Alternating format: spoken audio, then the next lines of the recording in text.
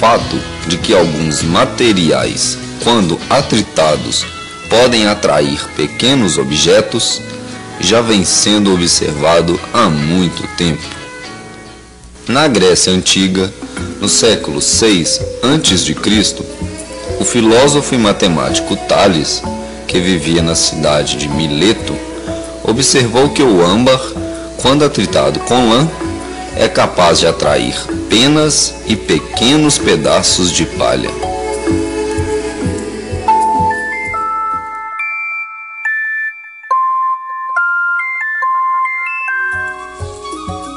Aqui, o âmbar foi substituído por uma régua, mas o efeito é o mesmo. Tales observou ainda que um certo tipo de pedra, encontrada em uma cidade da Ásia chamada Magnésia, atraía pedaços de ferro. A pedra de magnésia tem efeito semelhante ao dos ímãs.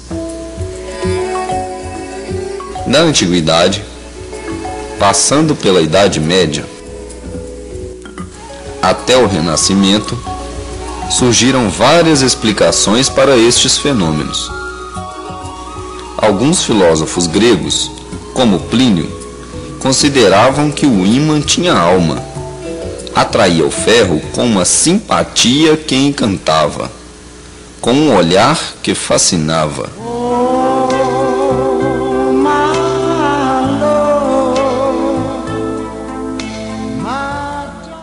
Outros filósofos acreditavam que o ferro servia de alimento para o ímã, assim como os objetos leves serviam de alimento para o âmbar.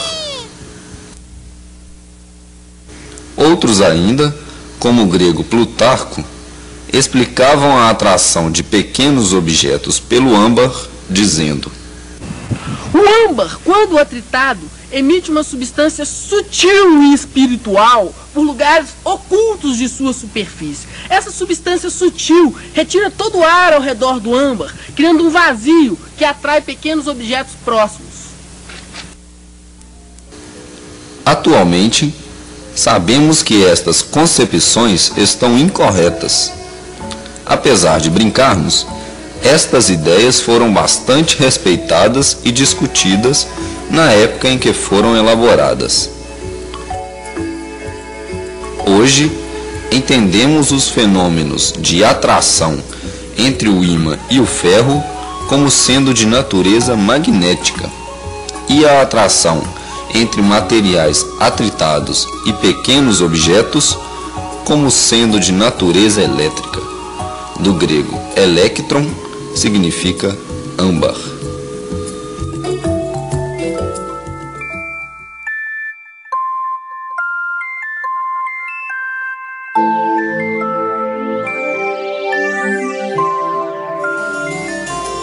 Gilbert foi quem primeiro verificou que outros materiais, quando atritados, também atraem pequenos objetos, e não apenas o âmbar, como se acreditava até então.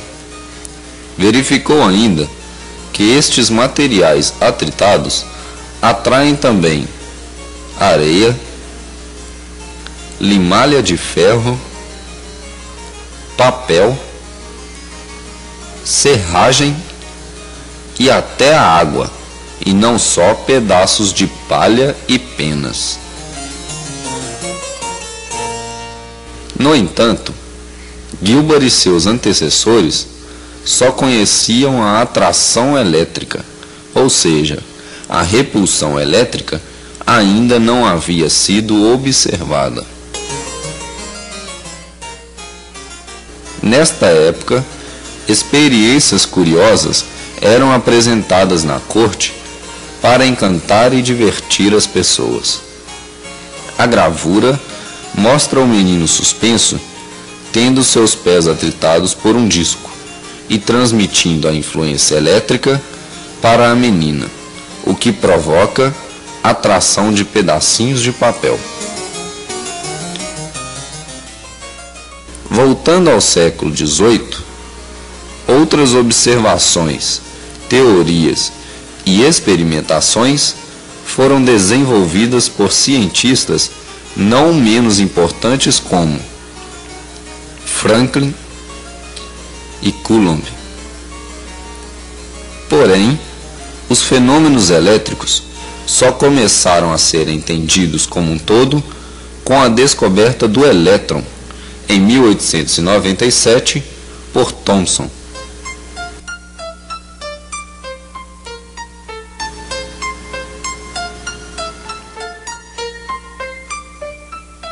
Para responder esta questão, precisamos saber um pouco mais sobre a estrutura da matéria.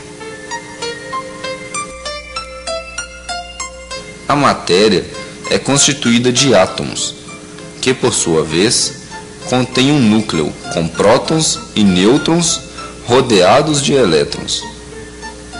Os nêutrons não possuem carga, já os prótons e os elétrons possuem. Convencionou-se que os prótons têm carga positiva e os elétrons carga negativa, de tal forma que num átomo neutro o número de prótons é igual ao número de elétrons. Agora que sabemos um pouco mais sobre a estrutura da matéria, voltemos à questão da atração eletrostática. Ao atritarmos dois corpos, elétrons são transferidos de um para o outro, e dizemos que estes corpos estão eletrizados. A régua atritada com pano retira elétrons deste.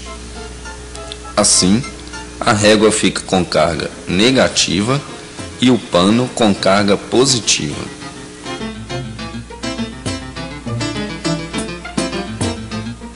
No entanto, o vidro adquire carga positiva quando atritado com o pano. Verifica-se que cargas de sinais iguais se repelem e cargas de sinais opostos se atraem.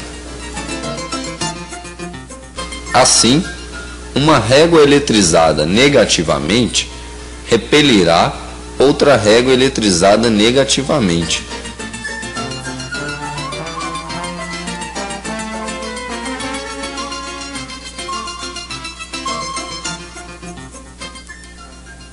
E um bastão de vidro eletrizado positivamente atrairá uma régua eletrizada negativamente.